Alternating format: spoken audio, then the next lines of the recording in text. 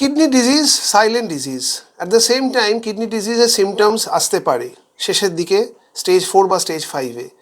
মূলত যে সিমটমগুলো নিয়ে আমরা খুব চিন্তিত হয়ে পড়তে পারি তার মধ্যে নাম্বার 1 হচ্ছে খিদে না হওয়া, নশিয়া ভমিটিং, প্রচণ্ড অ্যাসিডিটি হওয়া, গা হাত পা ফুলে যাওয়া যেটাকে আমরা অ্যানাসার্কা বলি, পা দুটো ফুলে যাওয়া যেটাকে আমরা পেডাল ইডিমা বলি, প্রচণ্ড কনফিউজ স্টেট আসতে পারে, এবং last but not the least যেটা আসে সেটা হচ্ছে ইউরিন বন্ধ হয়ে যাওয়া হঠাৎ করে, অথবা ইউরিনে প্রচণ্ড জ্বালা তৈরি হওয়া যেটাকে আমরা ডিসইউরিয়া বলি।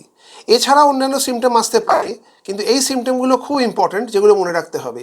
আর একটা অবশ্যই ভুললে চলবে না, সেটা হচ্ছে পেচ্ছাপ দিয়ে প্রচণ্ড ফেনা বেরোচ্ছে, যে কমপ্লেন নিয়ে পেশেন্ট আমাদের কাছে খুব বেশি আসে। প্রোটিনিউরিয়া ভেরি ইম্পর্ট্যান্ট, মনে রাখবেন।